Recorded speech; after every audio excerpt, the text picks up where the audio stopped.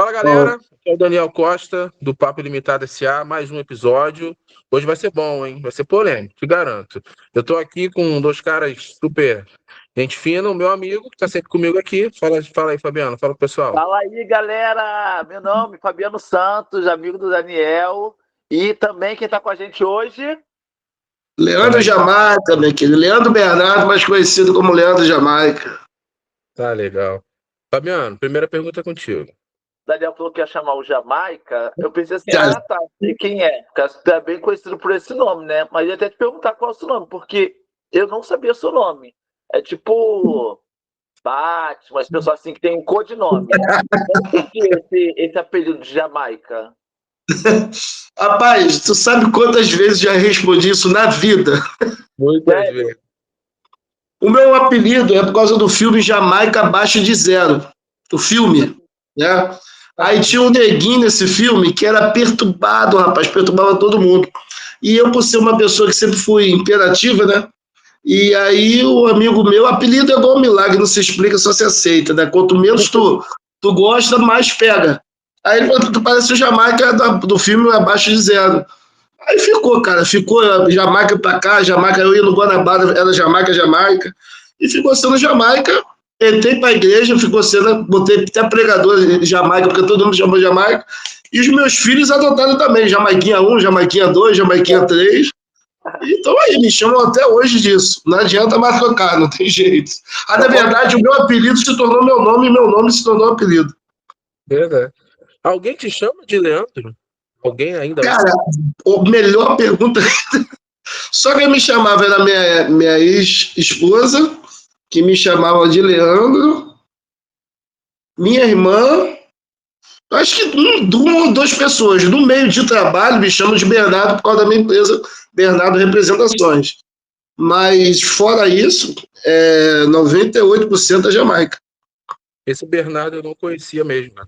Quando olhou assim, Leandro Bernardo, pô, quem é Bernardo? Aí, mas legal, não sabia mesmo não. Não lembrava dessa sua explicação do filme.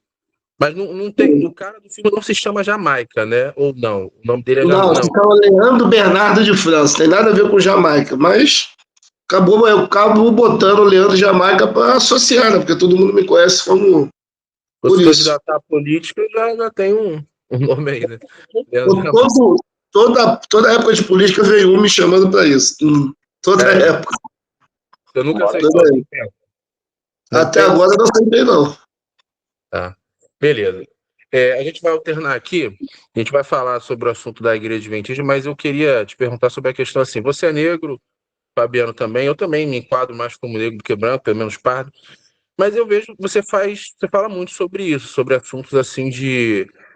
a questão do negro, às vezes tem muito mimimi ou não tem, há exagero. O que você acha disso? Você, como negro, questão das cotas, você acha que há exagero no preconceito? Isso é preconceito, isso não é preconceito? Eu já vi você falando algumas coisas sobre isso, entendeu? Então, o que você acha do movimento negro hoje, assim, em geral? Se está no caminho certo, está exagerado ou não? É mais ou menos, é uma pergunta bem geral. Então, assim, a gente tem que dar uma certa importância ao movimento negro, claro, sim, né? Porque o racismo existe e é de fato. Né? O racismo não é uma coisa que é uma utopia. O racismo ele é estrutural, ele é literal e ele é enraizado em diversos fatores. A gente pode citar até as igrejas evangélicas aí, elas mataram tudo que é tipo de coisas negras, coisas grandes que aconteceu com movimentos negros, como até a Rainha de Sabá, né? Os egípcios botam Jesus com olhos azuis e o diabo preto. Então, assim, o racismo ele existe de fato. Mas eu acho o seguinte, cara, que no meio de toda essa polarização aí que existe do racismo, existe uma militância hoje que não está querendo mais que lute pelos nossos direitos, estão querendo uma vingança, estão querendo uma vingancinha chata que não está levando para frente o nosso movimento de crescimento contra o racismo e sim levantando as pessoas que não gostam de negro. Porque quem não gosta de negro, ele não gosta de negro. A gente sabe quem é negro, a gente sabe. Quando eu aperto a mão de muitos empresários que eu trabalho, eu aperto a mão de gente que aperta a mão dos caras te enchendo as mãos, né? e quando é contigo aperta só os 3 dedinhos. Eu já sei que aquele cara é um racista. Mas o que a gente faz para combater isso? Gritando, chorando, levantando bandeira? Então, assim, eu acho que a luta contra o racismo é muito importante, só acho que se perdeu no meio disso tudo. Muita coisa entrou por uma militância, e essa militância financia de forma pejorativa para que esse grito seja dividido e pautado por uma conscientização acaba sendo de um partido, e o negro acaba sendo preso por si só. Eu vou dar um conselho para vocês. Em Madureira tem a maior concentração negra que existe no Rio de Janeiro. Em Madureira, eu ia com uma branca para Casa Black Rio, porque tudo de Madureira é voltado para coisas africanas e coisas negras. Né? Tem o Viaduto de Madureira, que é uma coisa muito antiga, que é onde toca coisas só de coisas negras. E se você chegar com uma branca lá, as pessoas falam no teu ouvido, negão, tu tá palmitando. Então, quer dizer, eu sou negro, eu não posso ficar com branca, eu sou negro, só tenho que usar roupa de negro, eu sou negro, eu não posso curtir. Falei, vocês ainda vivem na escravidão. Então, isso, para mim, eu acho que saiu do extremo, já está no extremo, cara. Porque é importante o movimento negro, mas tem uma parte que é um desserviço total para a nossa consciência negra. Você falou aí, eu sempre vejo isso, né? O jogador, ele fica rico, né? E aí o pessoal critica porque ele necessariamente seria obrigado a casar com uma negra. Mas acontece, o cara casa com o que ele quiser casar com uma branca, o problema é dele. Entendi o que você está falando nesse sentido aí. Foi você que falou que uma vez te chamaram de Capitão do Mato, um negócio assim, ou não? Foi. Por que te chamaram de... Porque hoje eu não tenho mais direita nem esquerda, né? Eu não acredito mais nisso no Brasil, nem direita nem esquerda. Porque quando se sentam na cadeira, você vê aí por tudo, né? Bolsonaro soltou o Lula, foi contra a prisão da segunda instância, a favorecer o seu filho, e com isso soltou todos os presos da Lava Jato. Então, quem é militante de esquerda nem sabe disso, quem é militante de Bolsonaro nem sabe disso. Então, se você parar para analisar e ver sobre essa conscientização toda, eu nem mais hoje acredito em direita e esquerda nesse nosso pensamento. Tu falou uma coisa, eu acabei esquecendo. Falou o quê? Uma vez te chamaram de Capitão do Mato. Sim. Nessa questão, por eu não concordar, né, na época, por cota, porque eu acho que a cota te bota você num padrão que você é diferente. Né? Então você precisa sim ter um auxílio para você mudar. Mas naquela época eu sempre fui a favor da cota social e não da cota racial, porque a cota social você vai abranger todo mundo, né? Na época eu não era a favor, hoje eu até sou, cara, porque eu vi que no funil, quem não gosta de preto, o preto vai continuar não sendo aceito, né? Não é uma coisa que eu sou extremamente velado a favor, mas quem não gosta de negro, ele vai ter sempre um fator, né, para ele poder, no final do funil do processo seletivo, não escolher um negro. E quando eu estava rebatendo isso, que era a favor da cota social, me chamavam de Capitão do Mato. Mas isso me chamavam direto, era comum isso. Entendi. Querendo insinuar que você defendia uma pauta de branco, né? Mais ou menos. Negro que era contra pensamentos negros. Acho uma idiotice danada. Eu fico muito feliz quando eu vejo um branco usando turbante, usando coisas que são das coisas negras. E eles acham que isso é apropriação cultural. Falo, isso da tua cabeça é idiotice cultural. Nós sonhamos tanto que os brancos usassem coisas nossas que eles hoje estão usando. Isso não era uma coisa, é uma coisa para a gente se alegrar, não para a gente impedir. Eu lembro do filme do Pantera Negra. Aí tinha uma galera, tipo assim, que não queria que a pessoa que era branca. Gente, é um negócio muito exagerado. Cara, é uma loucura, insanidade, cara. Chega a pegar uma insanidade. Verdade. Uma vez eu fiz um curso que tinha muitas pessoas, um curso falando sobre questão cultural, que é uma área que eu estava me interessando bastante um período atrás, e tinha muita pessoa mais voltada para essa questão da cultura negra. e falaram, e sempre que qualquer assunto puxavam para a questão do negro. Aí, uma vez uma pessoa falou assim, é uma vergonha uma pessoa negra não ser de uma religião de matriz africana.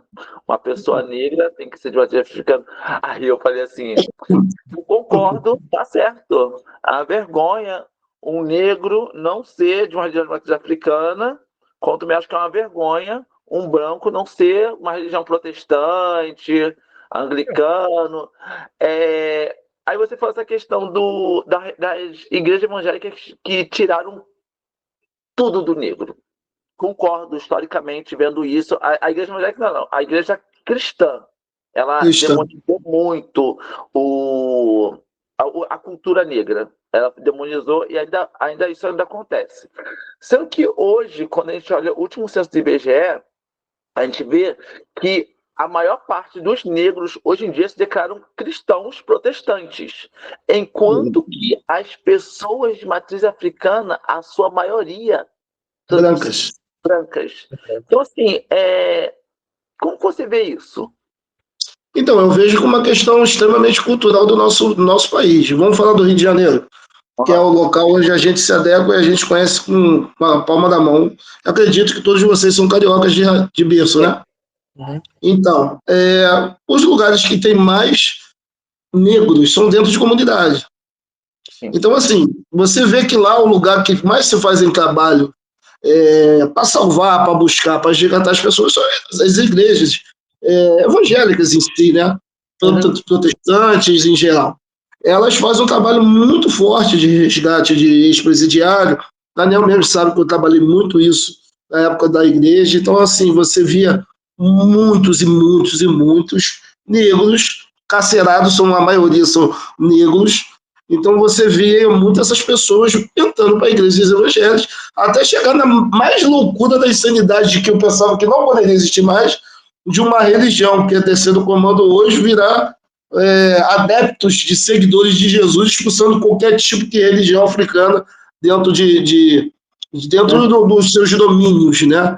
Falando como se fosse é só o Rio de Janeiro, bandidos evangélicos. Então, na visão que você me pergunta, como você vê essa questão hoje?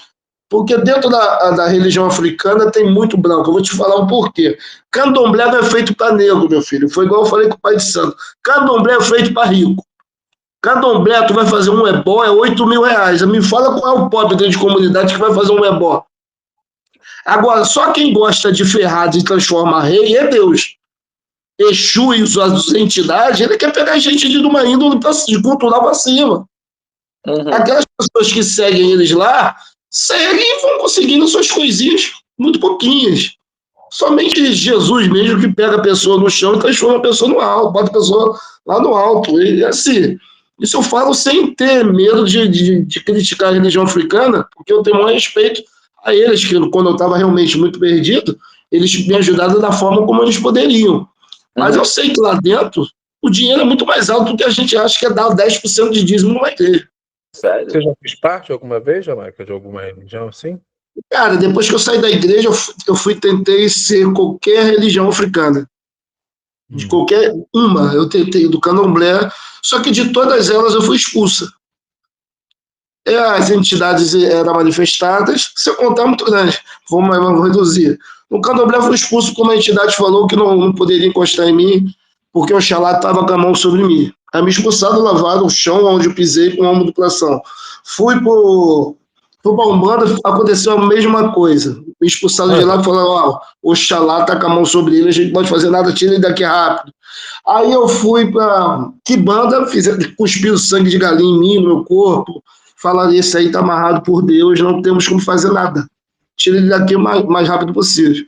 Porque criei tanto ódio da igreja, né? Criei tanta raiva, tanta mágoa da igreja no qual eu pertencia, porque eu sempre falo, eu dei tudo para a igreja, até meu casamento.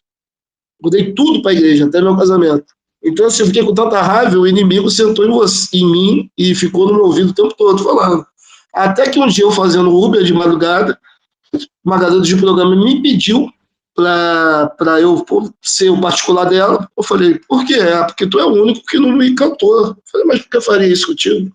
E aí ela me disse, eu não sei, porque todos eles acham que só porque eu sou de programa e eles não me respeitam. E fiquei sendo particular dela, ela era uma garota de luxo, e uma vez ela se manifestou e começou a rir. Gritar, ela estava rindo atrás do banco, rindo. Se era umas 2 horas da manhã. E aí, nesse processo, ela falou assim para mim, você era bom, né? Quando eu estava lá no grupo branco, você era bom, as pessoas te seguiam, você falava. Ah, não falei que ia te pegar. Aí quando ela falou, essa é uma entidade mulher, eu falei, tu falou, mas quem falou isso pra mim? Falado tanto que ia me pegar, você sabe quem foi. Quando você estava naquele lugar de morte onde ninguém iria para aquele local. Presídio, né? Então, assim, eu sabia quem era a entidade e ela falou que ia cuidar de mim. Como eu estava com raiva de Deus, eu comecei a ir atrás dessas religiões, até que eu descobri que não dava e a minha raiva contra Deus ficou maior ainda. Mas isso aí é uma outra história. Não, eu lembro do teu testemunho. Você tem uma história assim com o mundo espiritual. Não, isso é o mundo. Não, esse testemunho assim, é isso aí. Eu lembro que você tem relatos do mundo espiritual assim, bem intensos que você contou. Cheguei a comentar com o Fabiano aqui, mas tudo bem, a gente deixa para outro dia. Mas interessante, não sabia, não conhecia essa parte aí que você chegou aí em religiões de matriz africana e, tipo assim, esse aqui não dá para entrar, esse aqui não entra, que esse aqui tá. Deus não tá tem como. Não tem como. Impressionante, tô impressionado mesmo. Fabiano. Cara, mas foi aí que eu entendi que os escolhidos não têm escolha. Porque, assim, muitos são chamados e poucos são escolhidos. Os chamados conseguem viver uma vida deliberadamente tranquila. Os escolhidos não, cara. Ah, mas você está falando que agora não é mais arminiano, você tá querendo... Não, tem nada a ver uma coisa com a outra. Deus, para algumas pessoas, ele escolhe mesmo, você não tem escolha. Só você ler a história de Jonas que vocês vão ver. A gente é amaldiçoado quando não vive os princípios de Deus, porque os escolhidos de Deus não tem para onde correr. Deus não tem concorrência, né, cara? A gente que fica com essa imaginação louca que o diabo é o inimiguinho de Deus. Não existe inimiguinho de Deus, não existe nem próximo de inimigo de Deus. Então, assim, Deus não tem concorrência. Você pode fugir. Os escolhidos não têm escolha. Não tem escolha. Escolhidos não têm escolha. Ah, mas se você quiser viver uma vida como um moribundo, você vive. Eu estou falando viver em abundância, os escolhidos não têm escolha. Depois a gente vai voltar mais nisso aí. Vou te perguntar sobre isso. Vai lá, Fabiano. Você sempre foi ligado à música, né? Até que participou de um grupo de pagode, amador. E hoje, o que você está ouvindo? De música secular, música gospel? Gospel eu nunca parei de ouvir. Escuto tudo até hoje. Amo, sou um apaixonado por música. Assim, música boa é o que me alegra. Eu nunca tive essa demonização dentro de mim que existe músicas. Se você parar para ver o hinário adventista ou o hino da harpa, 70% foram compostos por pessoas não cristãs, né? E até ateus. E pessoas que participaram até do genocídio, quase genocídio negro, né? Da época da escravidão. Então, música só gosto de duas, só existe duas, a boa e a ruim. Eu gosto da música boa, entendeu? A música boa, gospel, eu gosto. Agora, esse worship me irrita demais, com uma música de 3 minutos, fazem 12, que fica, meu Deus do céu, me irrita também. Então, tanto música secular como música da igreja, se for ruim, eu não gosto. Como você caracteriza uma música boa para uma música ruim? Só caracterizo o meu gosto pessoal, não demonizo. Entendeu? Não tem como eu sentar no trono de Deus e falar aquela música Deus gosta ou aquela música Deus não gosta. Isso daí não tem como. Agora, gosto pessoal meu, eu posso falar, você não gosta não. Isso aí eu gosto. Entendi. Da música adventista, você prefere, não estou querendo puxar sardinha não, é curiosidade mesmo assim, você prefere a música meio gospel, a música adventista ou de outras denominações? Porque tem essa separação, né? Querendo ou não, né? A música adventista acaba tendo outro caminho ali. A igreja adventista, cara, é uma igreja riquíssima que não sabe o que era. Às vezes sabe, mas sabe pela prepotência, mas não sabe pela riqueza do conhecimento simples e verdadeiro. A igreja adventista tem uma diversidade musical maior. mas eu sou mais chegado em músicas de outras igrejas, como Ministério de Louvor. Agora na Igreja Adventista é uma febre. Mas na época que eu estava tentando, quando a bateria era do diabo, percussão era do capeta, né? Tu pegou essa época toda, né? Até Quando a gente estava introduzindo essas coisas todas aí na igreja, eu sempre fui muito apegado a Ministério de Louvor. Isso sempre falava e fala muito mais profundo para mim. Não que eu não admiro o quarteto, sou apaixonado pelo Arautos do Rei, entre outros quartetos aí que existem. Mais Arautos do Rei, porque o Arautos do Rei é muito conhecido aqui fora nas igrejas evangélicas, mas é muito mesmo. E muito respeitado, né, cara? São pessoas que tiveram erros e quedas, mas o legado deles é um legado muito respeitado. Entendi. A gente estava conversando antes de você entrar, Fabiano perguntou assim para mim, cara, ele ficou com raiva da igreja? Aí você meio que falou aqui. Então eu queria que você falasse aí, agora, nesse momento, acho que é o principal de a gente falar aqui, que você falasse do seu período na igreja adventista. Você saiu chateado? Por que você saiu, se você quiser falar? Eu sei que é muito complexo, mas por que você saiu e se saiu com mágoa, se não tem mais? O que você pode falar disso aí? Rapaz, foi um choque danado quando eu saí. Porque as pessoas, elas criam vocês como... Criam um ser humano em si, né? Como um ídolo, e às vezes você tem um dom especial para aquilo, e acaba, querendo ou não, as pessoas acabam te admirando por aquela coisa. E as pessoas acham que aquela pessoa não tem dor, não tem ferida, não tem tristeza. Eu tenho que tomar muito cuidado para falar da Adventista, porque quando eu saí da igreja, eu fiz um vídeo explicando, e eu não falei mal da igreja. Enquanto um monte de gente hoje perdido, que saiu da Adventista, querendo se juntar comigo para achar que eu vou falar mal da igreja. Jamais vou fazer isso. Porque eu sei exatamente como eu entrei na igreja Adventista e eu sei exatamente como eu saí. Então, assim, eu fui abraçado, eu fui amado, eu fui curado, eu fui ajudado. Não é a igreja Adventista que tem problema. A igreja, em geral, tem problema. Né? A igreja, em geral, cara, em geral tem problema. Mas falando de onde eu mais congreguei, o que eu mais conheço. Saí muito triste, sim, muito magoado. Eu vi muita coisa que aqui na rua eu não vejo, sabe? Eu não vejo. Eu vi muita artimanha, trama, coisas que eu me nego a falar, que você já viu também, já ouviu, mas coisas assim, assustadoras que foram me desgastando. Eu trabalhava com um ministério muito profundo, espiritual. A gente andava no presídio, a gente via gente colado como uma aranha na parede, né? Quase um exorcista. Então você tinha que ter uma vida muito fincada com Cristo.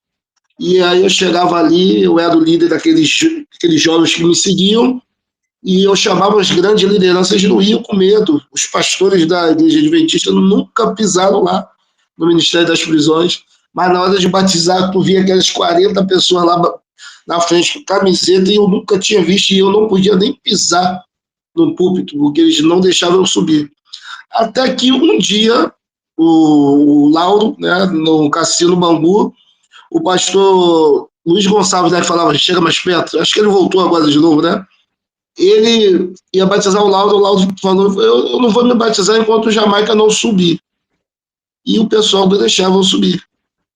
E aí, quando o Luiz Gonçalves pegou o microfone e falou, cadê o Jamaica? Cadê esse Jamaica? Aparece aí, Jamaica. Aí eu fui subir, mas subi tremendo muito, chorando muito. E quando eu subi, as pessoas tentaram me impedir, eu falei, cara, o teu patrão não deixou eu subir, então sai da frente. Aí eu subi, assim, valeu muito a pena, e eu pedia muito àquela igreja, associação, para dar recursos financeiros, porque eu estava botando esses meninos dentro da minha casa, porque eu não estava indo nos presídios das pessoas mais velhas, dos menores, né, os adolescentes. Então, assim, ele sai de lá, batiza, vai fazer o quê? A mãe é uma viciada, eles não têm parente, eles não têm estrutura, eles não têm nada.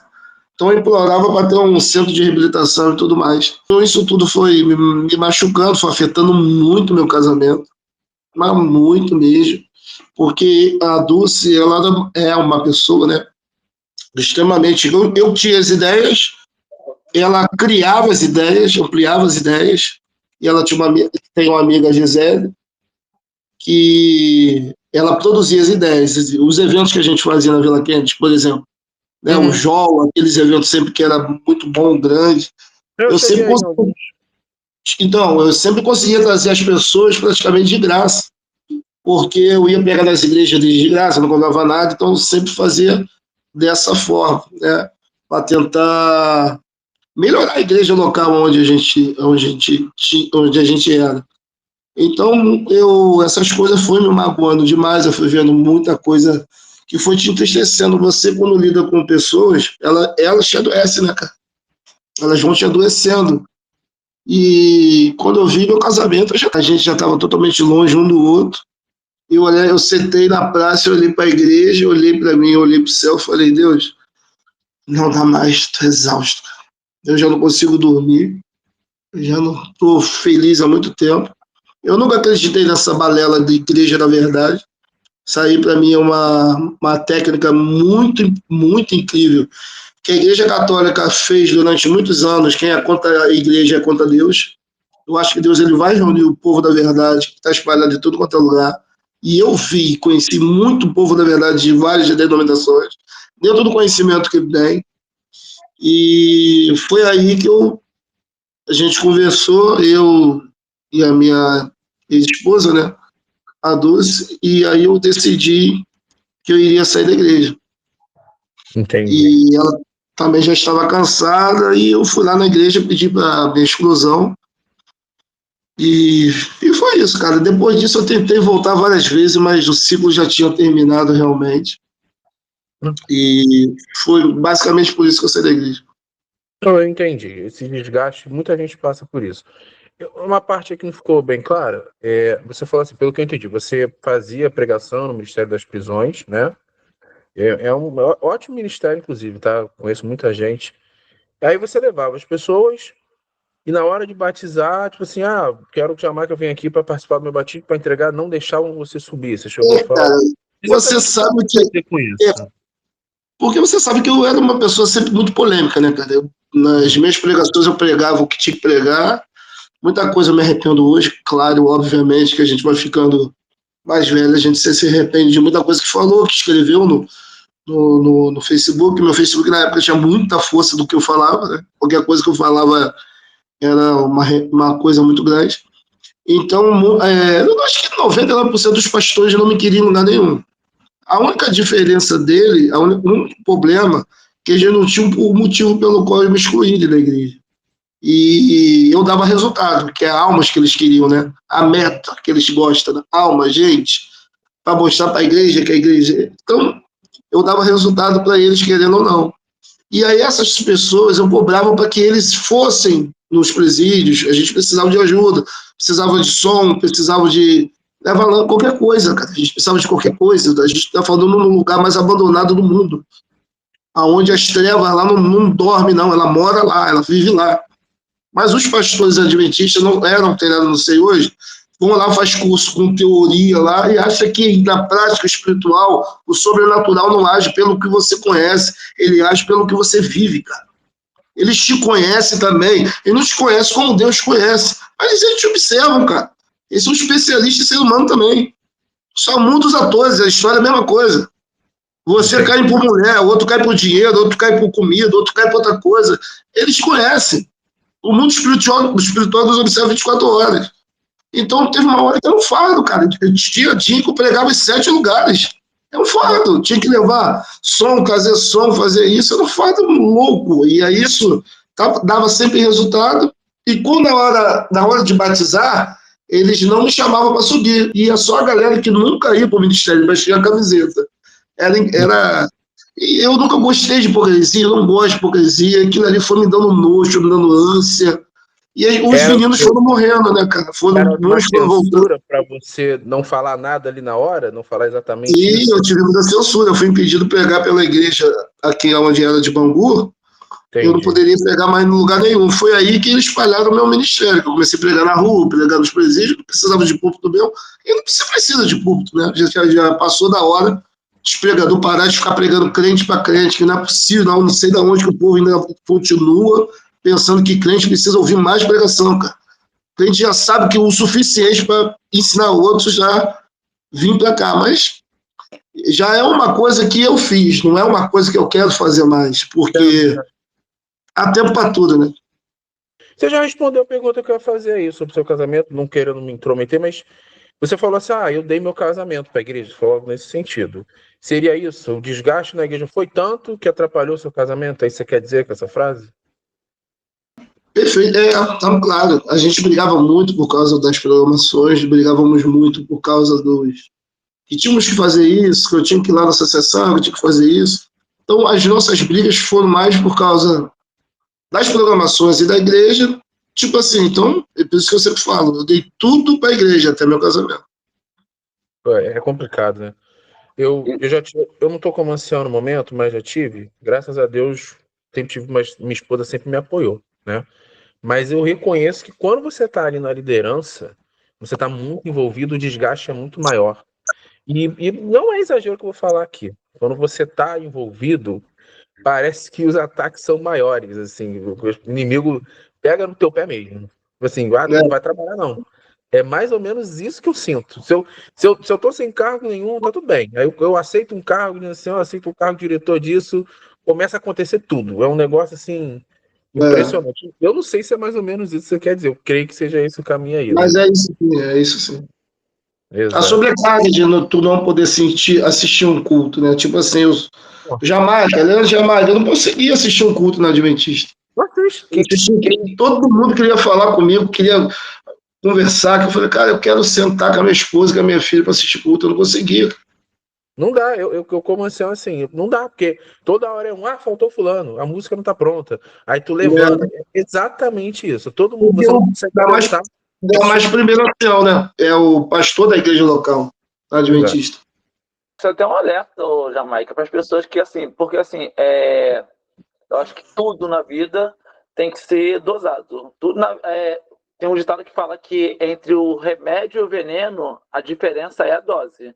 Então, assim, se você tomar demais, tu vai se matar. E se tomar de menos, não vai se curar. Então, assim, é um alerta para as pessoas saber, assim, até onde dá para eu ir, até onde isso não afeta a minha vida pessoal. Isso é bem importante. Agora, eu fiquei impressionado com essa parte que você falou, tipo, de quem é escolhido não tem escolha. Isso quer dizer que você agora está seguindo, que você segue um caminho mais calvinista? Não, eu acredito no arminianismo, do mesmo jeito. Só que não tem como você olhar para a história de Jonas e acreditar que Jonas teve escolha. Vamos lá, Deus manda Jonas ir para Nínive. Ele prefere ir para 3.000 quilômetros do que ir para um lugar que era 300 metros, que era Nínive. Ele não queria ir para Nínive por um motivo óbvio. Os ninivitas eram extremamente ruins, né? Mataram a família dele, mataram a irmã dele, chupavam pessoas, penduravam pessoas. Aí me vendeu naquela maluquice dele, que eu falo maluquice santa, né? Vai para lá agora, ô Jonas, pregar sobre que eu quero que aquele povo se converta. Ele não foi, ele meteu o pé, pagou, entrou, todo mundo conhece a história, né? Ele foi extremamente obrigado, voltou, foi engolido por um grande peixe e cuspido em Nínive. Ele foi cuspido. Ele não foi por vontade própria. Chegando lá, ele já não tinha opção, ele fez a pior pregação da história. Ele chegava e pregava que quem não se converter a Deus vai morrer. Imagina o entusiasmo de um grande pregador. E Jonas, ele viu que o povo inteiro se converteu aos pés de Deus. E a história termina falando que ele ficou com raiva de Deus, porque ele queria que Deus matasse os ninivitas. Uhum. E literalmente acabou a história de Jonas, cara. Só se você pegar o livro de Ellen White para você ler mais alguma coisa dentro da visão dela. Mas me fala, qual é o livre-arbítrio que o Jonas teve aí? Nenhum, cara. Ele não teve escolha. Uhum. Escolhido não tem escolha, cara. Ele não teve escolha. Deus já tinha escolhido ele para uma missão. Ele não teve escolha. E a mesma coisa que eu fazia e que muitos eu vejo fazer. Porque os escolhidos, cara, é uma maldição viver sem fazer o que Deus te chamou para fazer. Mas é uma bênção você, no meio do mundo, falar, cara, porque diante de todo mundo, Deus me escolheu para essa missão. Vira uma honra você vivendo para Deus, fazendo o que Ele quer. Mas se você não fizer, É uma maldição. E olha, é pesadíssimo. Mas no seu caso, você entende que. Eu entendi, independente de eu concordar ou não, mas assim, você entende que Deus vai te buscar, que você vai voltar para a igreja de qualquer jeito? Que caminho que você acha que nessa sua visão de mundo bíblica, né? O escolhido não tem escolha, Deus vai te escolher de qualquer jeito e você vai voltar a ser pregador. O que você vê para você no futuro? Então, eu já sei que ele quer para mim desde que eu tive um encontro com Deus. Eu fui numa igreja batista chamada que eles têm, toda igreja tem uma coisa espetacular. E na igreja batista tem um negócio chamado encontro com Deus, é uma coisa assim fora do comum. Eu não sei se eu vivi algo espiritual tão grande como eu vivi nesse retiro. É um retiro que você não pode falar, você não conversa, você fica 3 dias sem conversar, e eles fazem tudo para você. Você senta, eles te dão comida, você não conversa, você fica 3 dias meditando sobre tudo. E foi ali que eu tive mais um encontro com Deus, e Deus pediu para eu botar minha casa em ordem. Porque Deus falou, se eu consertar minhas veredas, Deus vai consertar toda da minha família. Eu não deu outra, assim, hoje eu estou congregando na Batista, e eu já implorei para todos os pastores, não me chamem para pregar, faço um culto quinzenal com a minha família, né, com a minha família, minha irmã, meus 2 filhos, minha filha pequena, amiga dos meus filhos. Não abro mão que venha mais gente, assim, não quero que venha mais gente, quero que fique só nós aqui. E hoje eu tenho aquilo que eu nunca tive na minha vida, uma igreja verdadeira. Uma igreja que minha filha me liga para falar, pai, tu pode me tirar uma orientação espiritual? Pai, a gente virou uma igreja. Confesso que eu aprendi que o meu ciclo na Adventista acabou. Tudo que eu tinha para fazer pela Adventista já foi feito.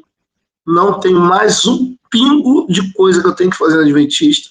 Minha missão na Adventista já foi feita. Mesmo, é difícil falar isso com a Adventista, porque eu sei que a Adventista não acredita muito nisso, porque não, cara, que a igreja da verdade, mesmo com todo defeito, é menino dos olhos de Deus. Eu sei, mas para mim não. Para mim não é isso. E a pregação que Deus quer como pregador é o que eu estou fazendo. O que eu estou fazendo aqui, é o que eu estou fazendo, ainda continuo fazendo não fico mais como um pregador de rua, né? Mas quando eu sento do lado de alguém, sempre falo do lado de Jesus, e aos poucos ele vai mudando. Tem muita coisa dentro de mim para mudar ainda, mas eu sinto que as coisas estão sendo moldadas por ele. Ele só falou uma coisa, cara, só continua. Eu sei para onde eu vou te levar, só continua. E é o que eu estou fazendo, só continuo.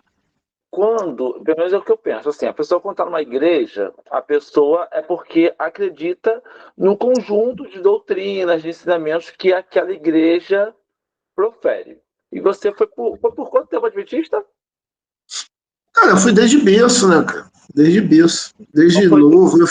Mas, na verdade, vamos lá, vamos supor, fiquei, de fato, 12 anos de adventista, mas eu sempre fui, né, assim, desde pequeno, né? Mas quando eu aflorei de verdade, foi com 12 anos, fiquei 12 anos adventista. Porque teve a época que eu não fui tocar pagode no mundo, né, fui tocando com a galera, então, quando eu me batizei de fato, eu fiquei 12 anos na adventista. Entendi. Aí, agora está na igreja batista. Essa questão da diferença doutrinária da igreja adventista, da igreja batista, não te interfere nada? Ou você pensa, não, eu só quero estar numa igreja, que é um local para ter um descanso espiritual? Me explica isso. Cara, falar para você que não interfere em nada é mentira, tá? Assim, imortalidade da alma, essas coisas. Vamos supor, a teologia adventista é riquíssima. Para mim, foi a mais completa que eu conheci até hoje. Mas ser o povo da verdade e ter a verdade é muito diferente, cara. É muito diferente. Ter a verdade e ser o povo da verdade é estupidamente diferente. É uma coisa de você ser o sal e você não pegar o sal e não jogar naquela carne para temperar. É uma coisa totalmente diferente. Então, assim, eu não participo da escola dominical, não participo, mesmo porque Deus não quer que eu participe mais de nada para ter esse negócio de debate, para ter divisão de coisas. Tem coisas que eu não concordo lá, como eu também não concordava no Adventista, só que hoje eu prefiro me unir com coisas que me agregam do que coisas que me separam. Entendi. Tipo, o sábado, para mim, não adianta, não vai ter ninguém que vai mudar, que o sábado não é divino. Não é para ser de Cristo, não existe. Tanto é que lá até os pastores batistas falam. A única coisa que eles falam é: o problema é que a gente acha que quem não guarda o sábado vai para o inferno. Então, se a gente não guardar os outros 9, todo mundo vai para o inferno. Então, assim, eu não entro quando começa a ter uns jamaicas da Batista falando comigo: olha, aquela tese tal. Eu falei: cara, vocês estão falando tudo errado. Eles nem sabem o que eu fui adventista. Adventista não acredita nisso não, cara. Adventista é uma seita assim. Eu falei: tu já fui, congregou. Eu fui e vou te falar o que eles acreditam. Nem Ellen White, tem algumas pessoas que transformaram ela em seita assim dentro da igreja. Mas a igreja em si, ela não é uma seita. Certo. Tanto é que no livro, se você pegar o livro agora, Seitas e Heresias, foi tirado Adventista. Adventista não está mais como uma seita, né? Uhum. Entendi. Deixa eu continuar daqui. Então vamos lá, para a gente fechar esse assunto aqui. Pelo que eu entendi, você deixou a igreja pelo desgaste, né? Você sempre foi um cara polêmico, isso aí a gente não tem nem como dizer que é o contrário. Você sempre falou as coisas que você achou errado, né? A questão do Ministério das Prisões, e assim, você falava, mas eu entendi o que você falou assim, pô, eu ia lá, conseguia batizar o moleque, e o que a gente vai fazer com aquele garoto lá? Ele não tem o que fazer, né? Vai jogar ele na rua e não tinha, se sentiu sem apoio, né? Eu entendo bem isso aí. Mas hoje, para a gente fechar esse assunto aqui da Igreja Adventista, hoje, eu lembro até, Jamaica, que eu acho que você se rebatizou, se eu estou confundindo aqui as coisas. Sim, me rebatizei. Hoje você, assim, consegue voltar. Eu quero visitar Pô, Daniel, vou lá na sua igreja para visitar, ver o teu grupo cantando. Tá de boa? Você, pô, cara, eu odeio essa igreja, eu vou perseguir essa igreja. Como é que é a sua. Tá maluco, Deus me livre. Como eu falei pra tu, tem que ter muito cuidado. Cara, eu não quero ser esses caras que saem da igreja e ficar fazendo Facebook para ficar falando mal da igreja adventista, não. Eu tenho muito carinho, cara. Eu briguei por ela porque eu amava essa igreja de verdade e amo até hoje. Eu tenho muita gratidão por ela ter me transformado no meu conceito mental, profissional, entre outras coisas. A grande liderança não tem gratificação nenhuma, mas e os membros, cara? Quantas coisas boas eu participei da igreja adventista do Éden, que você me convidava. Como é que eu vou falar mal da tua igreja? Como é que eu vou falar mal das pessoas que me chamam até hoje? Jamaica, vai ser um prazer eu estar. Tem algumas que eu tenho ido, mas tem umas que não dá, tem uns que me chamam em cima da hora. Mas, Jamaica, eu queria que você pregasse. Falei: cara, vai ser difícil, que agora eu não vou ser mais adventista. Mas aí, um dia, quem sabe? Eu já conheço toda a doutrina, sei disso, mas vai ser difícil pregar na tua igreja, porque a igreja já não deixa. Se você não deixa, tu não tem. Imagina tu não sendo mesmo. Mas, se eu fizer alguma coisa na rua, um dia a gente se encontra aí. Não prega, não. O padrão da igreja é esse. Só prega quem é membro, né? Hoje eu estou conversa, né? Você parece ser um cara que, tipo assim, que tem uma boa lábia, chega na pessoa, acho que a pessoa deve comprar tudo. Você me fala isso aí. Você acha que tem vocação para trabalhar com isso? Você recomenda essa área para as pessoas? Claro, boa parte, se fosse assim, eu tava rico. Cara, eu tenho um dom para trabalhar com venda, sim, sempre tive, né? Trabalhei com outras coisas, mas sem Deus tu não consegue nada. Sem Deus tu é só um cara que tem um talentinho e é só mais um pontinho que não serve para nada. Só comecei a dar a volta por cima de novo, porque eu tinha perdido tudo. Depois que eu tive esse encontro com Deus, tem pouco tempo, tá? Tem pouquíssimo tempo, acho que foi que isso. Posso falar para vocês, fevereiro, janeiro, foi em abril que eu consegui botar minha vida de novo no eixo e ela tá, né, decolando de novo. Mas tem um talento sim para venda, mas se tu não tiver um produto bom, você não consegue vender. Entendeu? Mas acho que respondi, né, a tua pergunta. Sim. Sim. Aí eu vou perguntar aqui, um momento mais. Deixa a outra pergunta para o final, que é mais tensa.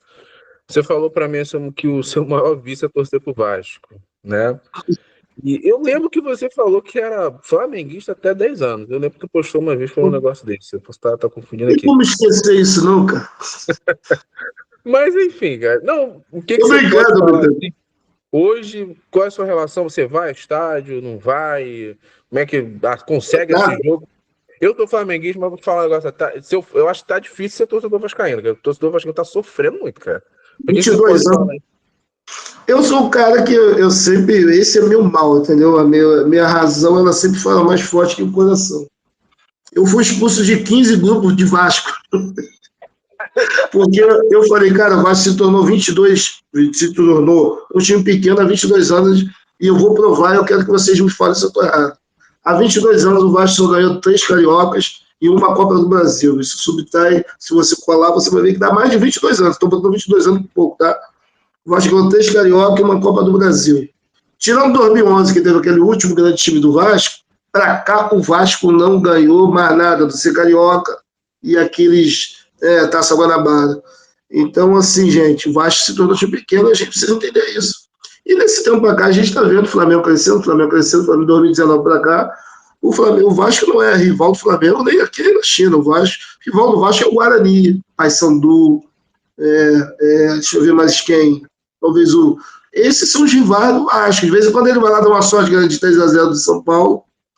Mas é isso, cara. Continua o Vasco. Infelizmente, ser Vasco não é um time que tem torcida, é uma torcida que tem time. O vascaíno, ele ama o Vasco, independente de ele dar alguma coisa, que o Vasco não te dá nada, só te suga. Agora, eu ir para estádio, comprar camisa, rapaz, tu é maluco. Eu fui uma vez para ver Vasco e Avaí em São Januário. Eu já fui mais vezes. O Vasco perdeu de 5-0. Eu falei, meu irmão, nunca mais eu quero sentir esse sentimento. Foi esse que o Vasco perdeu de 5-0 do Avaí? Foi justamente O Avaí São Januário. Não, mas vou te falar, você falou isso aí, eu já ia falar isso. Apesar de tudo, eu fico impressionado, assim, de verdade, sou flamenguista, mas eu fico impressionado com a torcida do Vasco. Porque, assim, o time tá lá, caiu 4 vezes pra Série B, gritando o torcedor, e o torcedor tá enchendo o estádio o tempo inteiro. Nossa. É um negócio, assim, impressionante. Eu não sei se outro clube faria isso. Você é professor de história, não é, Sou. Vocês dois são. Sim. Cara, a história o que mantém o Vascaíno de pé é a história do Vasco, né, cara? Foi o Vasco que colocou jogador negro, se não me engano. O primeiro clube é botar negro e assim, se o Botafogo fica na Zona Sul, o Flamengo na Zona Sul e o Fluminense na Zona Sul. E o Vasco é o único time que fica dentro da favela da Barreira São Januário. E você vê que o Vasco é o primeiro time que botou negro, se tem aquela resposta histórica, o Fluminense, o Botafogo, o Fluminense não queria que os negros jogassem. O Vasco jogou a Série B do Campeonato Carioca, ganhou, e aí o Flamengo, Fluminense e Botafogo se reuniram e falou, vamos deixar você jogar a primeira divisão sem os negros. E aí tem a tal da resposta histórica vascaína. Eles escrevem uma carta, sem os nossos jogadores negros, nós não vamos jogar, acho que é o maior título da torcida do Vasco. Então, a história do Vasco é isso. O próprio torcedor construiu o estádio, o próprio torcedor está construindo o CT, o próprio torcedor... Se o Vasco estivesse bem como o Flamengo, como foi em 2000, acho que o Estado no Brasil não estaria pronto para o Vascaíno agora, não. Tantos anos sofrendo. Mas a gente acredita que um dia vai melhorar, fazer o quê? É isso que eu ia te perguntar. Vou fechar aqui, Fabiano, essa parte do Vasco, mas tem uma teoria de que a Globo começou a prejudicar o Vasco depois que o Eurico Miranda botou SBT na camisa do Vasco. É fato. Você acredita nisso, cara? Não é como acreditar. Acreditar, a gente acredita hoje, desacredita. Isso é um fato. Era uma final, a final do Campeonato Brasileiro, do Vasco e São Caetano.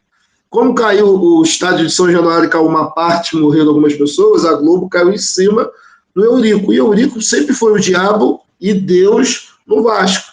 Nessa época ele era um Deus, né? Que o Vasco de 97 a 2000 era a potência que era o Flamengo. Ganhava tudo, estava disputando tudo, né? Batia em todo mundo. E na final não tinha patrocínio, porque a Globo tirou já o patrocínio do Vasco, falou, patrocínio para o Vasco disso. E era um patrocínio que era ligado ao Vasco, a Globo não pediu para não patrocinar, senão ela não ia transmitir, nada ia quebrar o contrato desse patrocínio que ia patrocinar o Vasco. E aí o Eurico Miranda, com ódio, botou a cabeça da SBT. Depois disso, o Vasco nunca mais cresceu. Porque todo mundo se levanta contra a Globo, cara. ela vai destruir mesmo. E Eurico depois foi pego vários roubos, desvios, né?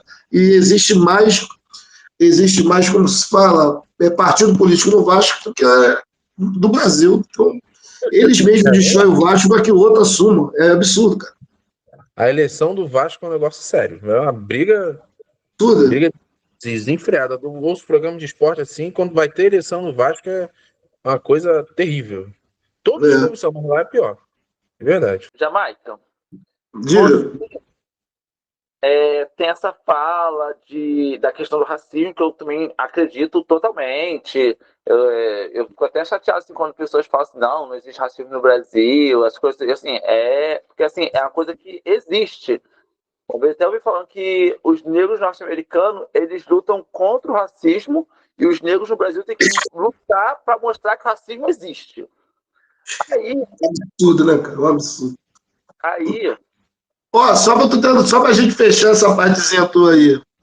No final da minha briga lá na Adventista, eu fui descobrir, sabe por que não aceitava a percussão lá na igreja? Porque era um negócio africano. Racismo, cara. Se Deus converte até Pai de Santo, quanto mais instrumento, porque instrumento não tem vida, sou eu que ofereço para Deus ao diabo. Racismo, cara. Você queria tocar alguma coisa? Isso eu não consegui entender. Instrumentos de percussão africana, qualquer coisa. Carrão, aquele instrumento, eu ofereci. Eles não têm vida, não existe instrumento, não tem vida. Eu ofereço ele para Deus ou para o diabo. No final de todos os argumentos, quando falharam todos eles, não, é porque, na verdade, é africano. Eu falei, peraí, então Deus pode converter o Pai de Santo, mas o instrumento não. O instrumento não tem vida, gente. Sou eu que ofereço para o diabo ou para Deus. Aí eu fui ver, então, entendi. Então, no final de tudo, é o preconceito de coisas africanas. Aí, teve uma eleição que você disse ter apoiado o Bolsonaro. E assim, Isso é uma loucura que eu fiz na vida. E assim, é até estranho, porque assim, o Bolsonaro, não estou falando que ele é ou não é, não estou fazendo juízo de valor, mas ele é muito associado à questão do racismo. E assim, uma coisa que me incomoda muito no discurso dele, e está acabando agora se aumentando na política brasileira, é o político atuando dentro da igreja, com discursos religiosos. Os discursos, às vezes, são quase que pregações. Como que você vê isso? Me fala também desse apoio seu ao Bolsonaro. Então, meu apoio ao Bolsonaro foi a mesma coisa que um dia eu já fumei maconha, um dia eu já experimentei êxtase, alguma droga que um dia bateu na minha cabeça. Entendeu? Porque, assim, na verdade, eu sou adepto à mudança. O PT tem um planejamento perpétuo de ficar no poder para sempre. Isso daí tu precisa ser direita e esquerda. Você vê o crescimento do comando. Eu vou te falar, a milícia na época da direita, com a chegada do Bolsonaro, ela cresceu absurdamente, exponencialmente. Sérgio Cabral terceirizou, né, todo aquele planejamento das UPPs para a milícia. A milícia fazia o trabalho das UPPs cobrando de morador segurança deles mesmos. E eles cresceram para 73% ou 74%, se eu não me engano. E aí, vindo para cá, vocês que são professores de história, tu também Fabinho, professor de história? Então, vocês venham concordar comigo que a Falange Vermelha foi criada na Ilha Grande, junto com os presos políticos na época da ditadura. Foi entregue para o professor e para o Rogério Leão Gruber o livro do marxismo cultural, o livro de Karl Marx, né, e Engels, que falava de... qual é o nome? Do Manifesto Comunista. E eles ensinaram a Falange Vermelha a parar de roubar pobre e lutar contra o Estado. E assim que o Lula assume o poder, o nosso como se fala, ministro da Segurança vai conversar no complexo da Alemão da reunião do que seria. E hoje a gente vê o Comando Vermelho já tomando posse de 69% do Estado do Rio de Janeiro. Por isso que eu digo para você, eu vou chegar na tua pergunta, tá, Fabiano? Por isso que eu digo para vocês, eu não acredito mais em esquerda e direita, eles não existem. Eles sentam e conversam entre si, até criam oposições para que eles possam perpetuar o poder. E aí, quando eu apoiei o Bolsonaro, eu acreditava, como qualquer idiota naquela época, que a gente teria uma coisa melhor. Olha, bandido bom é bandido morto. Ninguém aguenta mais ser assaltado no Rio de Janeiro. Ninguém suporta mais. Bandido bom, bandido morto. Você é isso, aquilo outro, aquelas coisinhas que eram diferentes, mas quem deu a potência a ele foi o Joaquim Barbosa, se eu não me engano, né? Ele era da STF na época, falou, só o Bolsonaro não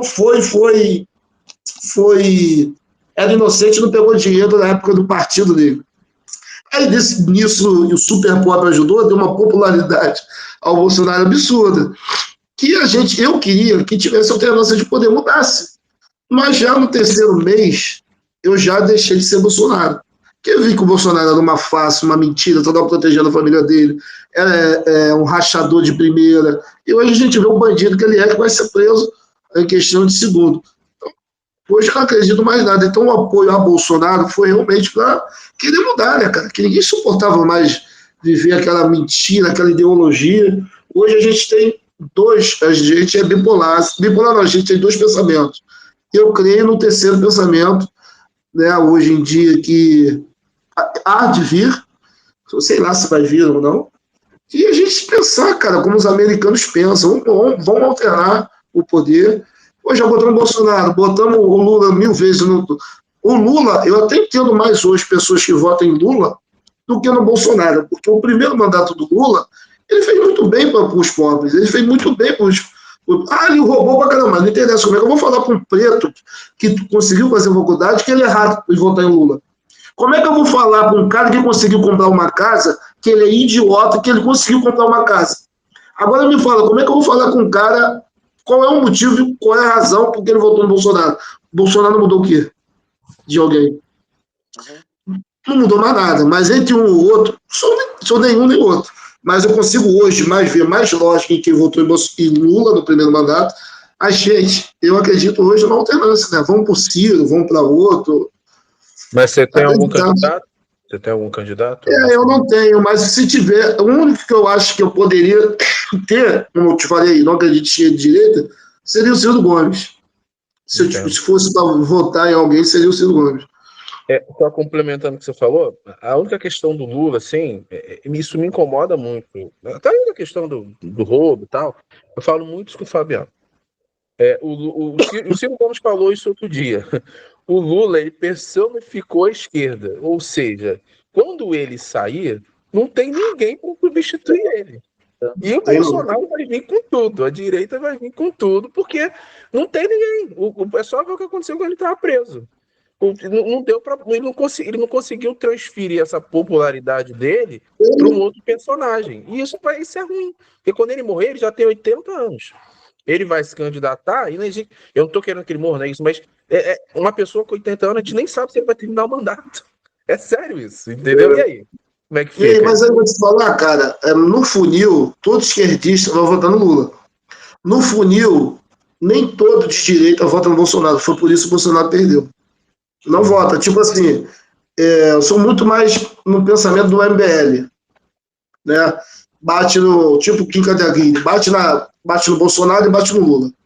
Bate no um e bate no outro. Eu sou muito mais adepto a esse tipo de pensamento. Aí você vai falar o quê? A direita é totalmente dividida. Anarcocapitalista de direita. Os liberais são de direita. E os grandes maiores são os conservadores, onde o Fabiano falou que é a maior nata de gente podre. A bancada evangélica é a coisa mais podre que existe no Senado. Os outros que são satânicos, a gente já sabe, mas a bancada evangélica, liderada por Silas Malafaia, é a coisa mais demoníaca que existe no mundo. Eu vi quando começou a época da Marcha para Jesus. Era uma coisa linda, brilhante. Brilhante, brilhante. Maravilhoso, cara. Não tinha só louvores lindos, aquela coisa linda. Marcha para Jesus hoje nada mais é do que um grito popular de uma aliança política gospel, né? É um evento político. A Marcha para Jesus. Evento político, como é a Marcha Gay, né? Um evento político. E você falou aí do Silas Malafaia, se você procurar na internet, você sabe disso. Tem vídeo do Silas Malafaia pedindo voto pro Lula, há uns anos atrás. Bolsonaro votou no Lula. Pra você ver, é complicado, cara. O que você fala, não tem esquerda e direita mesmo, não. Por isso que eu prefiro o Daciolo. Eu sou fã do Daciolo. Daciolo é uma figura, rapaz. Eu sou fã daquele cara, de verdade. Mas tá difícil mesmo, Jamaica. Bom, cara, é isso mesmo, Fabiano. Tem mais alguma coisa aí que você queira perguntar? Acho que é isso. Não, que conversamos até bastante, né? A gente gostou bastante da beça. Jamaica, obrigado, tá bom? A gente está começando aqui, é muito simples. Eu te agradeço pela tua sinceridade, agradeço de verdade e conta com a gente aí. Eu espero que a gente consiga, ore por nós aqui, que a gente está começando. Se Fabiano, quiser encerrar, falar alguma coisa? Não, só agradecer, Jamaica, que eu sei que correria que a gente de adulto tem, é um monte de coisa a fazer, cuidar de trabalho, família, cuidar de si mesmo. É difícil eu conseguir esse tempo. Muito obrigado mesmo. Bom, eu que agradeço. Agradeço a você, mais aí, Daniel, por proporcionar, né, me chamar, porque parece que é uma pessoa que lembra da gente por alguma coisa. Já tive outros convites para participar de até podcast pessoalmente, mas era de adventista, que queria falar mal de adventista, então isso tu não vai me ver nunca falando. Vou falar assim porque a gente está conversando aqui o que foi, mas detonar a igreja, eu acho que a igreja ainda é o melhor caminho a ser seguido, independente de qualquer problema que seja. Lá eu vi as melhores pessoas que eu conheci, vi coisas ruins, mas a predominância fica dos melhores pensamentos. Então, obrigado pela oportunidade de falar com vocês, foi um prazer. Espero que vocês sejam um canal de luz, cara, e sejam assim, abertos, tranquilos, falem mesmo, perguntem mesmo, que as pessoas possam falar, né? Porque a gente precisa falar tanto e não está tendo espaço. É isso aí, galera. Esse foi mais um episódio do nosso podcast Papo Ilimitado SA. Hoje entrevistamos Leandro Jamaica e quem será o próximo? Na próxima semana. Tchau!